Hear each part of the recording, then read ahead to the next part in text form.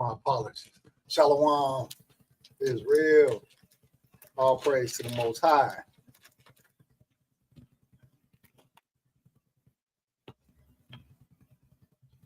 So I got some studying to do for work. I'm in this training in my new employer, and it requires us to do out of class work at home, right? My lesson for today, which we're going to go over in class, I was supposed to cover for today. I'm about halfway through that lesson. This daily work is actually 6 lessons in one, and I got 3 of them done. 6 lessons, 6 quizzes. Yeah. I never really was good at homework.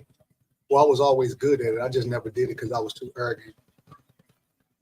I was told I was a prodigy my whole life. I was never challenged by any classes academically. I never had to study to make A's. I had somewhat of a, not a photographic memory technically, like by definition, but I just remembered everything when we studied it in class and when we would go over it and go up to the desk. So I never had to study. I never learned to study. And I never did homework, and I suffered, and I made bad grades because of it, even though I was supposed to have been on National Honor Society and scored in the top 5 on all of the scholastic tests.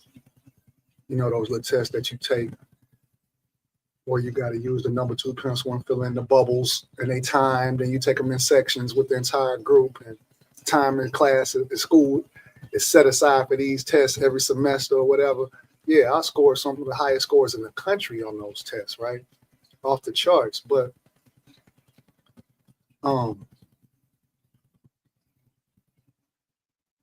constantly being told in the ghetto, where most people don't view academics as important as it should be, constantly being told that you're the smart one and you're the whiz kid can have an adverse effect. You start to become arrogant and proud and to think that, you know, you're special and that you don't have to put in the work. So I never learned to study. Even for me now, it's hard to do because I got so much stuff going on. Anybody who knows me, know I'll be doing 10 things at once. So how the hell I'm supposed to study?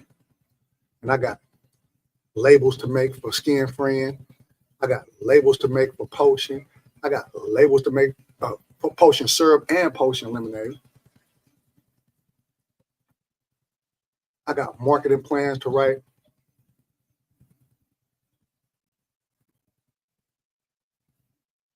I got a mixtape release party to set up. You know what I'm saying?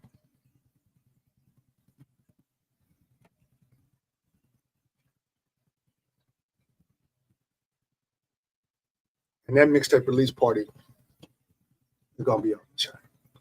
I'm putting out a mixtape called Worldwide, and I literally got people on it from all over the world.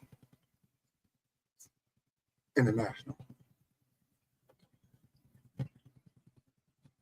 Yeah, shout out to Steino Rock, Tiago Black, Johnny Torres, London Connection, DJ B. You dig? Yoshi, my man Yoshi up in Canada.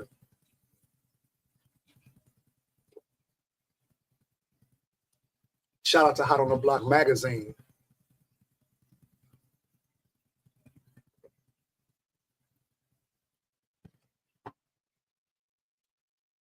Now,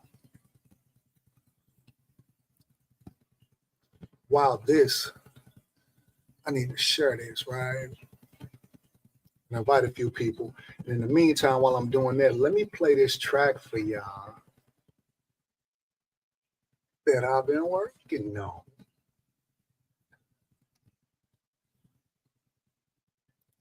Or that I just finished. Have love beats more like concrete.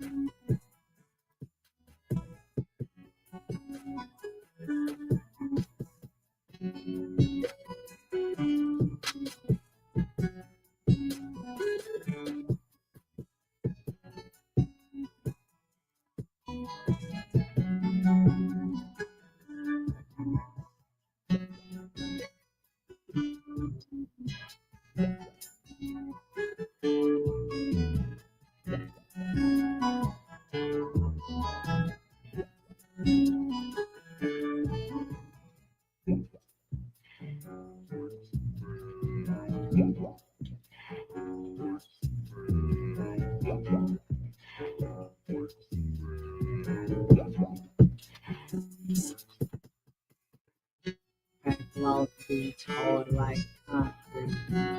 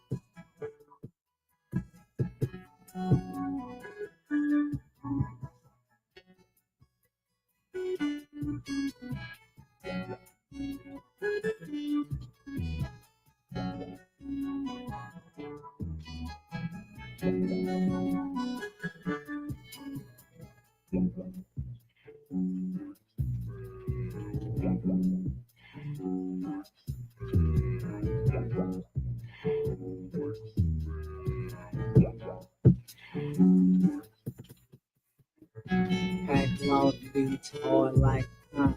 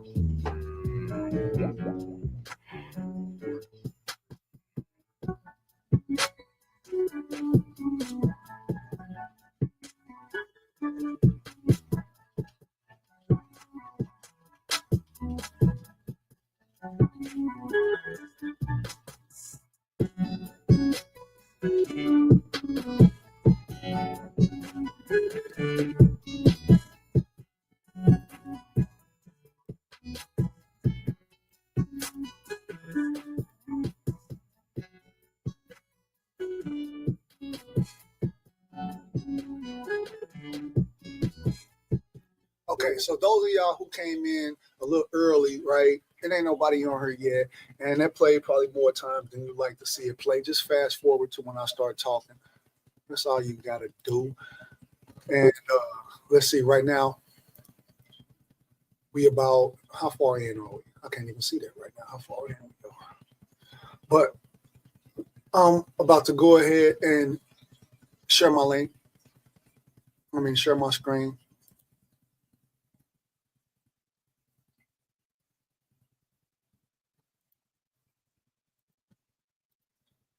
Go ahead and share my link.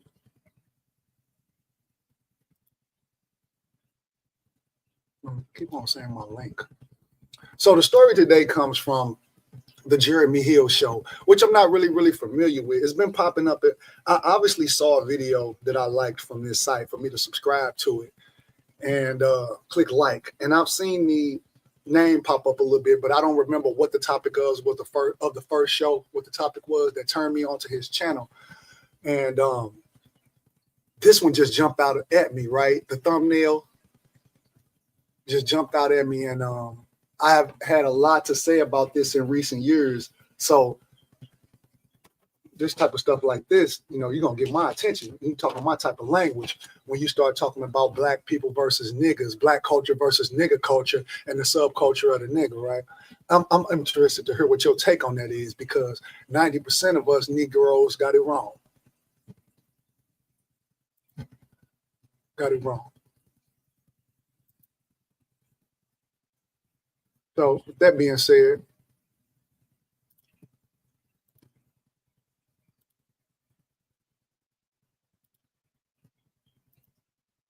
let's go.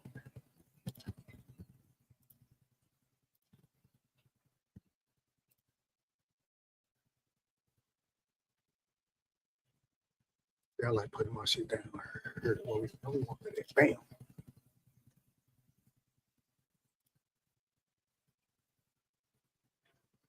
Yeah, I got to go in on this. Girl, look in the mirror. Man, you're so dirty. Yeah, you look so dirty. You were never worthy. Lately, it's you. Welcome to the Jeremy Hill Show. If you're easily triggered, leave now because this is not the show for you. Now, what I will be discussing in this reaction video, I will be discussing Black culture versus Nigga culture. We're going to have some examples of that. We're going to have some Black folks who speaking out against the Nigga culture. All right. Before I do, hit the notification bell, select the option that says all. Once you do that, you will be informed of all my new content. Now you have no excuse. Can you dig it? Now let me go ahead and put this gentleman on the screen. He's going to break it in, then we're going to go into further examples of this culture thing. Now, before he goes in, let me just say, a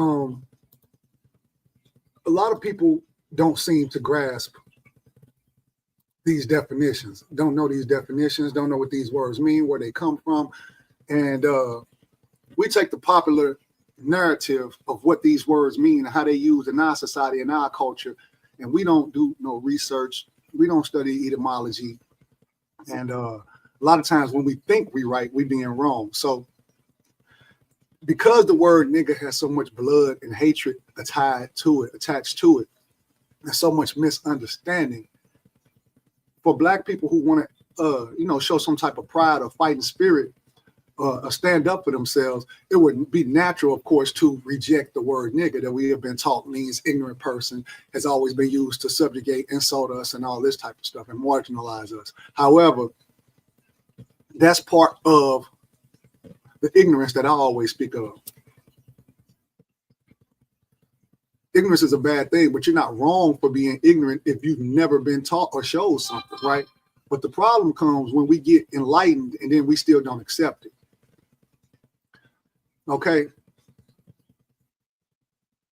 Let me break this down. Negas, N-A-G-A-S or N-A-G-A-S or N-E-G-U-S, right? Meaning king.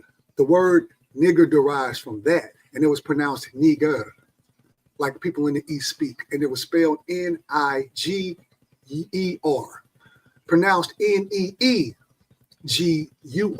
or pronounced N-E-E-J-U-R, because the G has the J sound, but it's spelled N-I-G-E-R, one G.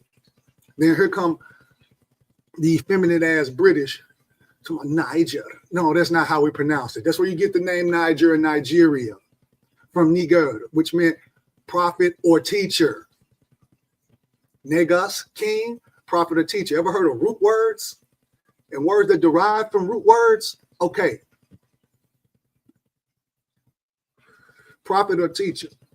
So when conquerors come and they come to subjugate a people, they conquer, they come in with war and they take the king or the people in charge of the country, the nation, the village or whatever. And in our case, in these areas, that was the nigger, the leader, head of the community, or the people who were responsible, who were the, what you would call the governors, the politicians, the wealthy, the nobility. And even if they wasn't wealthy, they held esteemed positions, because a lot of our prophets were poor. A lot of our teachers were poor, right? But they held esteemed positions in the community. They were leaders. So you come get them, you embarrass them in front of everybody, humiliate them, right?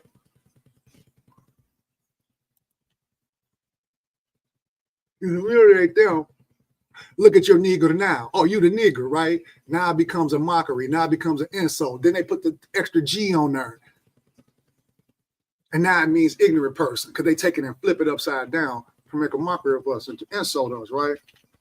But when you know better, you do better. So now, since you know what the word is,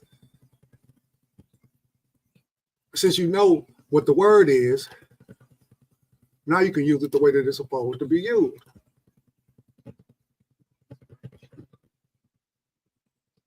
Let me go ahead and share this.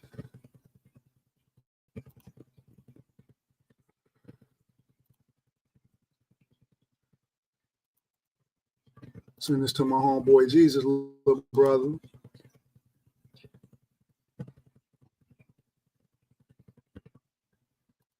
Let's get back on it. Boom. Like I always say, man, let's get it. Black fatigue or ghetto fatigue is a real thing, and no one's staying silent about it any longer. No nationality wants to be involved or bothered by this loud, obnoxious group of people. No one, not even hardworking Black Americans. Oh, he said nationality, right? He said nationality, but then he turned around and said hard-working Black Americans. Sir, are you identifying Black Americans as a nationality? Because we definitely are, but that's not our name, right? And if you know that we are a nation, right? Or if you're under the understanding that we had a nation at one point in time, then why not refer to that nation? Why not refer to the laws and standards of that nation as what we are to be governed by and what we are to be living by, right? Because you didn't say race, you said nationality, right? Root word, what I was just talking about, being nation. That's a country, a place. What was that nation? It wasn't called Black. Where is that? Where is Black? I asked some dumb niggas that and they say Africa. What country do Black people come from? Africa. I can't have this conversation with you. You was not ready for this conversation. Look, this conversation is for highly intelligent individuals or individuals who know that they've been miseducated and are humble enough to listen and want to learn. Not niggas who think they know every motherfucking thing, but don't know shit.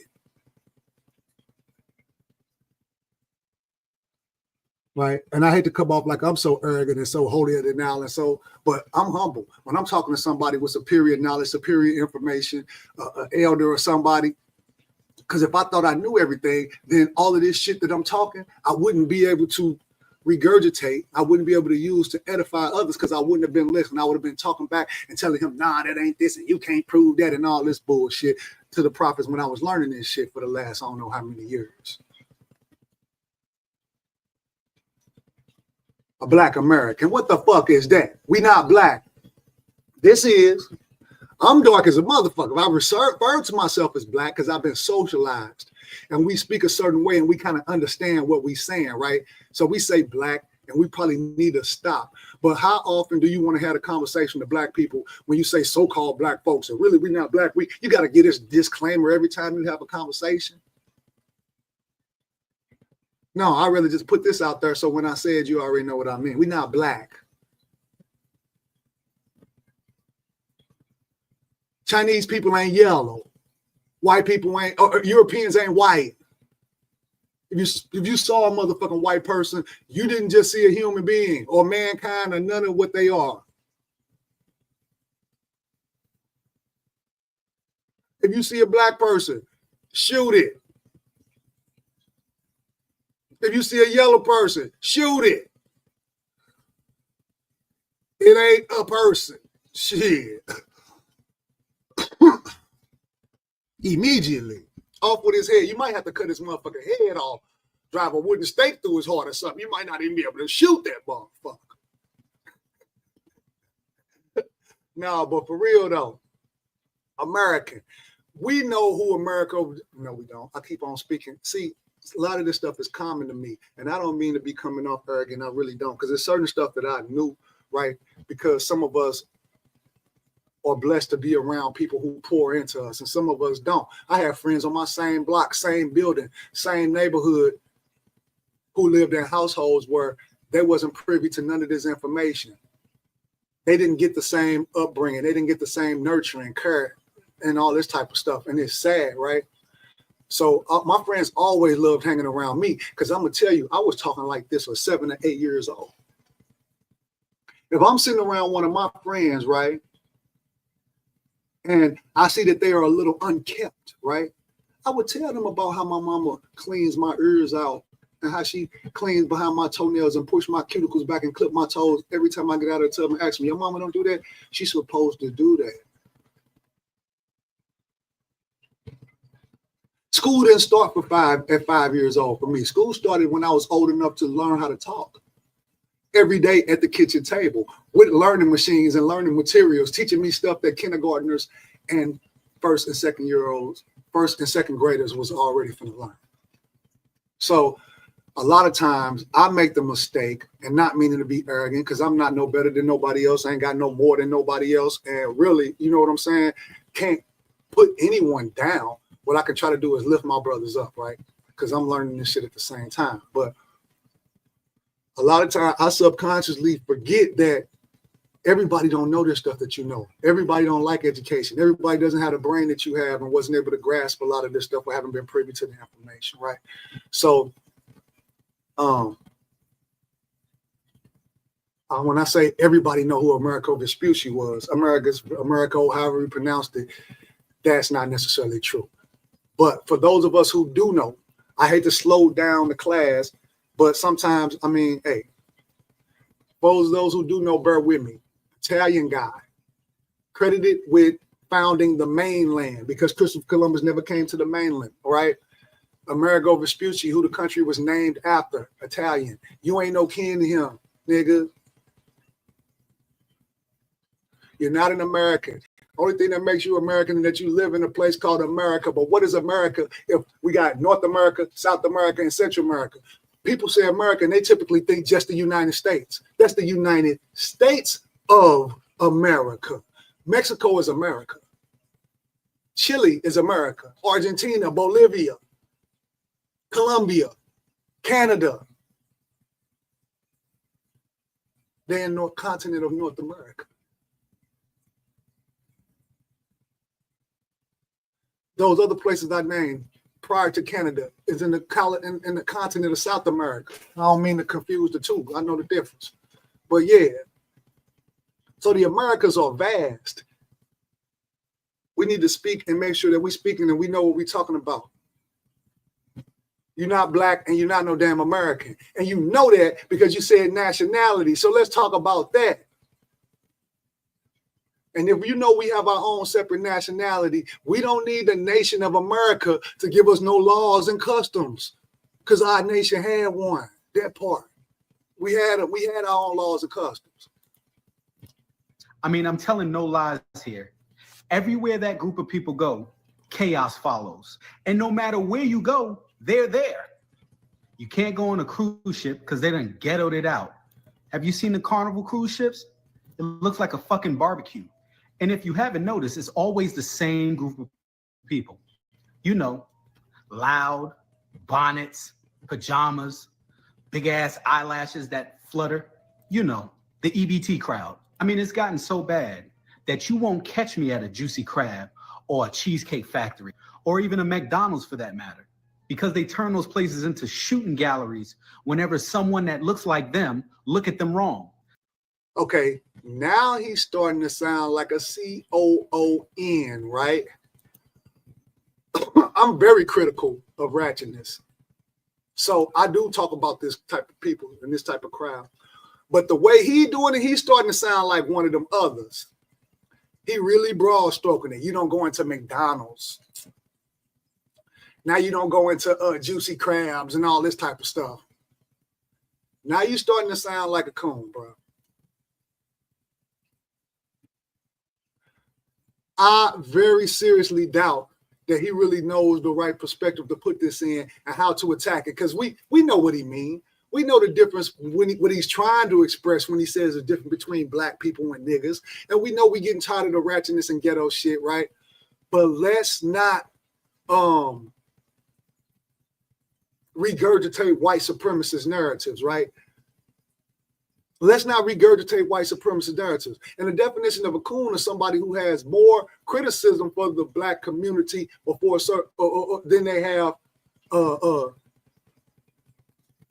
help. Then they put more into it. They done more talking than action, right?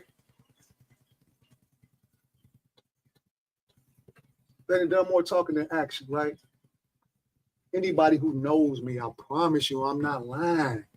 Since I was damn near young as this boy right here, he was 4 on this picture, going on 5, maybe 5. A few years older than him, I've always talked to other kids and talked to people about how to be and being real. And all like I'm doing right now, this was me as a child in the own kid version of this. I've always been this same person, right? I've always been the same person. So, I did this and I did it well. Whose life did you change today? While you talking, right? While you talking. And this ain't the only time. When I was in high school, I was on payroll for the Board of Education as an employee, making minimum wage, tutoring at the middle school across the street. That right now looked like it got hit by the tornado before the tornado hit. That middle school is closed because we dealing with marginalized, oppressed people in the ghetto, one of the worst public school systems in the country. And I, in high school, even in high school, was already poured into the youth. People that was damn near my age and a couple years younger, my peers. Led by example. Even when I was thugging, cripping, outside, in the car, I was the brains of the operation. And I was the one with the least stripes. They used to think, oh, he a bookworm, he gonna be scared. When we get in the car, man, don't be and this and that, and woo, woo, and niggas was leaving niggas was doing bonehead shit. I had to stop the bonehead shit. You ain't finna crash me out. And I've always been outspoken. See, that's what a lot of them didn't know when I came back from Houston, right? So I would jump in the car, and I had been away from street life. I had been living in suburbia from 8 to 13 years old. So 14 and 15, when I'm back in St. Louis, living like menace to some motherfucking society, and I'm in the car with them guys, niggas would be doing bonehead shit, and I would immediately just jump on a motherfucker. Hey, no, we're not gonna do this. Go this way. Do this like that. Put that up. No, this is how we gonna do it. Fuck wrong with you niggas. Y'all gonna get us. And then sometimes niggas used to try to talk back and shit, but guess what? I used to be just as hip, matter of fact, swaggerific, some type of way that they are with the ignorance. Hi, this is what's up. And if you're talking different than this, then you on some lame, dumb shit. I was that way about what made sense. So the shit that they thought was what's up, and I would tell them, nigga, that's some goofy ass, lame ass shit.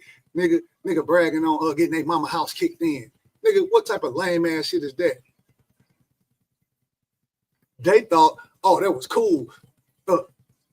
Before rappers started saying that shit, or I ain't gonna say, but before I started hearing it on rap songs by other rappers that was major, I was standing in ciphers listening to her niggas say stupid shit like that right there in the neighborhood on the block, bragging on catching cases in high school and getting their mama house kicked in, and nigga telling nigga, oh yeah, you was making good grades, nigga. I was outside skipping school. I'm the man. Boy, you sound, I'm gonna come behind, we battle rapper, I'm gonna come behind you right in that verse and tell you how stupid you sound, tell you how I still whip your ass, and how I would have whipped your ass in the classroom, whip your ass on the football field, dunk on you on the basketball field, whatever. Like, I was just as, the basketball court, I was just as aggressive as them. Right?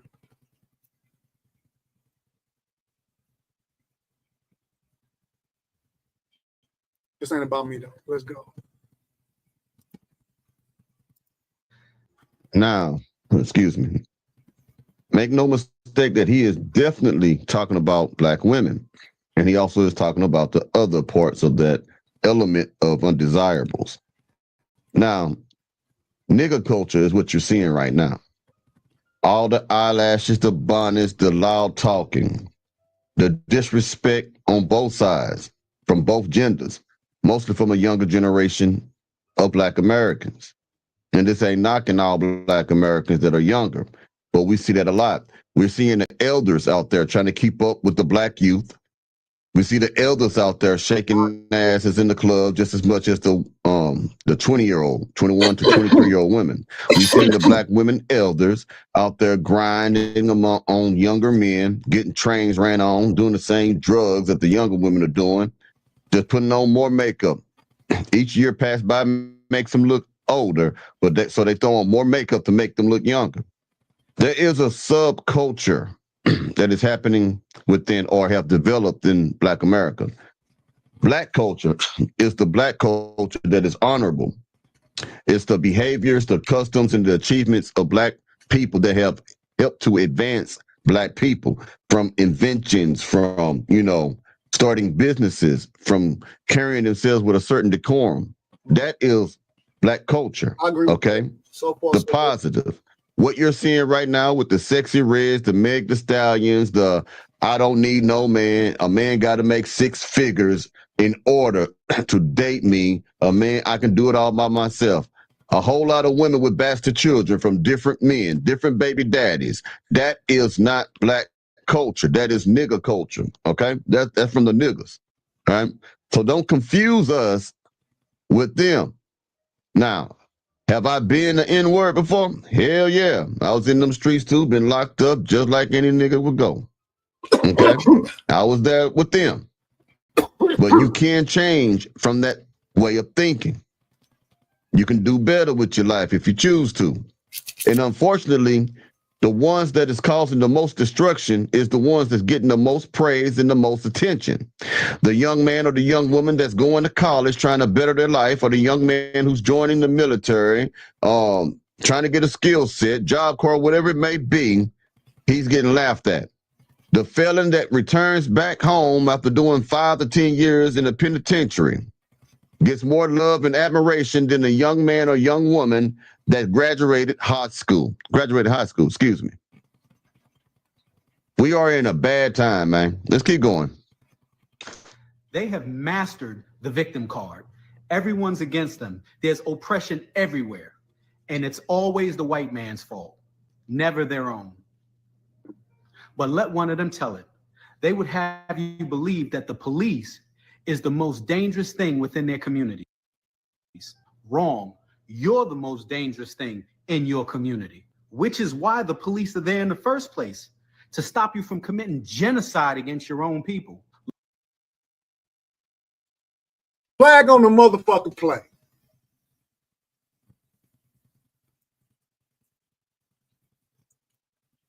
That's why the police there in the first place. That's why the police there in the first place. You don't know why the fuck the police there in the first place.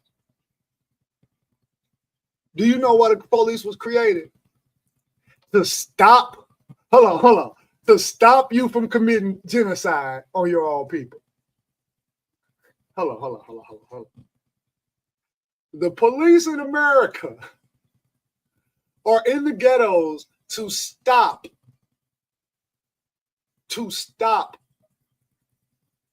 black youth from committing genocide on our own people. If you believe that, you obviously do. You just said it. I was finna say on national TV, but this ain't national TV. This is worse. This is beyond national, because this can go anywhere on the planet.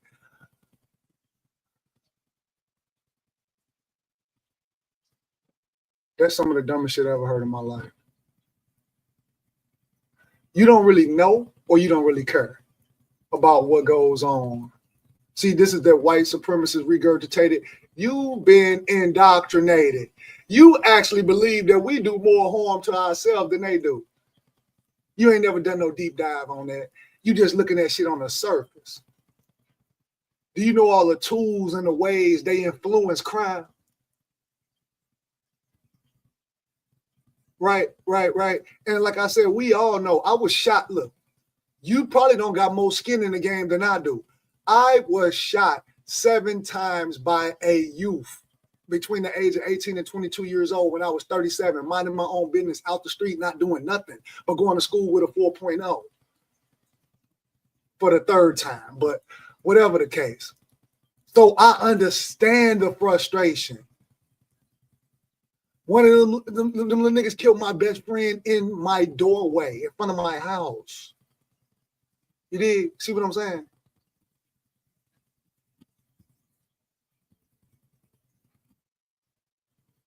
So, and that wasn't the first time I got shot. And there was 3 different occasions. Me getting shot twice and then my homeboy getting killed in my doorway.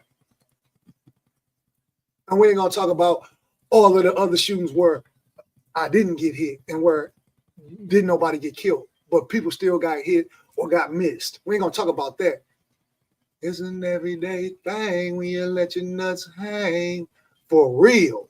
So I get it. I understand the frustration. But bruh, you probably still think it's white folks' fault, still blaming white people and all this. You don't know what's really up. People who think like that and people who say that and take their position, they don't really know what's up, right? They speaking out of a place of frustration and a place of ignorance at the same damn time.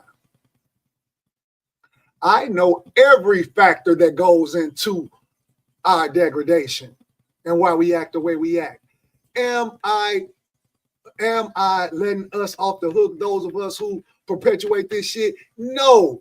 But guess what? I'm not letting nobody off the hook, no matter what percentage they play in it, especially the motherfucking root of it. Yeah, they do got us on autopilot in a lot of cases, but they ain't stopped doing what they doing neither. They ain't stopped. They just changed the face of it. And anybody who with common sense knows that.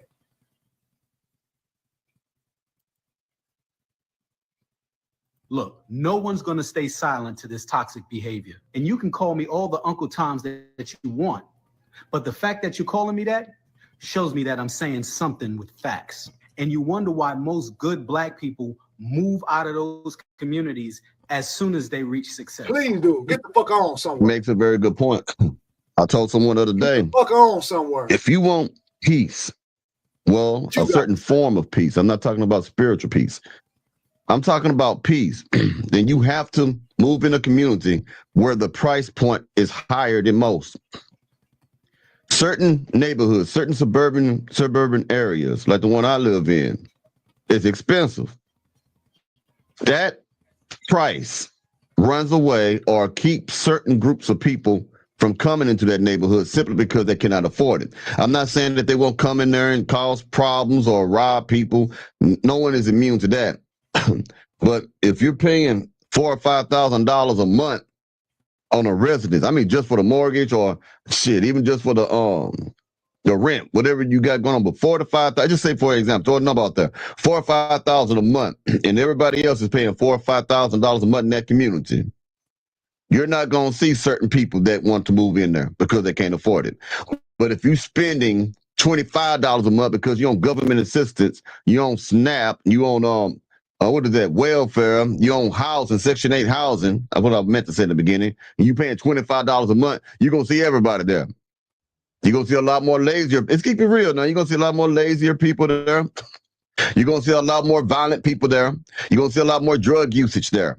You're going to see a lot more robberies there. You're going to see a lot more fighting there. You're going to see a lot more carjackings there. You're going to see a whole lot more cars getting broken into there.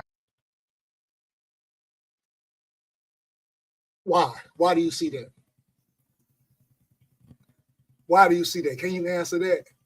Hopefully and truthfully, you're going to see the prophets of the Most High there. If it was during his lifetime, you would have seen Yahweh Shah there.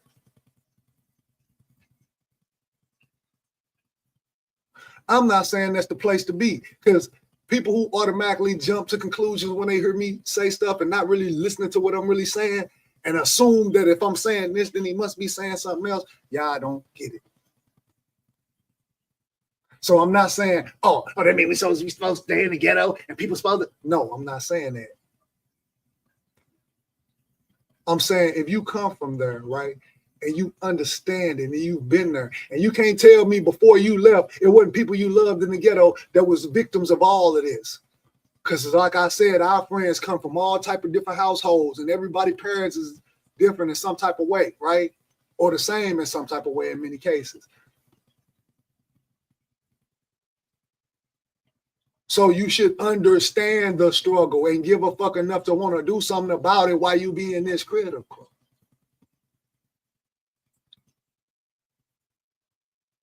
Right?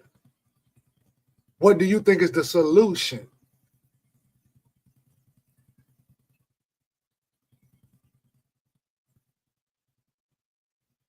I ain't gonna call you no Uncle Tom. I'm gonna call you a coon because you got more criticism than you have skin in the game. Help, input. Yes, you owe motherfuckers. Yes, you owe the black community. Yes, you do.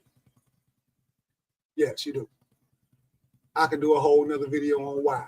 You ain't got to understand. The truth don't need your support. Yes, you owe it to the youth to teach them something, to try to give back in every way you can. Yes, you do.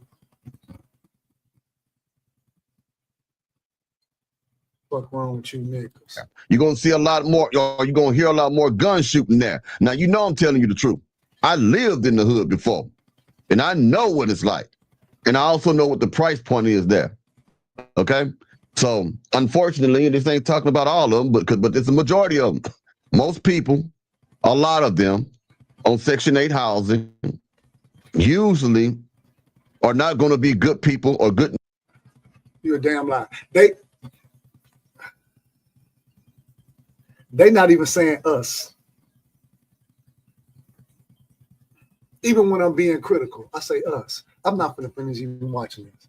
No, this is despicable. No disrespect to you, Jeremy, but you off on this one, bro. This video is despicable. I won't call you a despicable human being. I never had a conversation with you. I'm not trying to piggyback off your content. You know what I'm saying? Shout out to you for even displaying this and giving me something to talk about this morning. You know what I'm saying?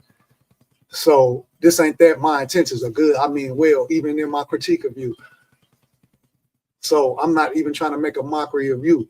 I really got a problem with this. From the best place that it could possibly come from. Shalom, all praise to the Most High. I'm out of here.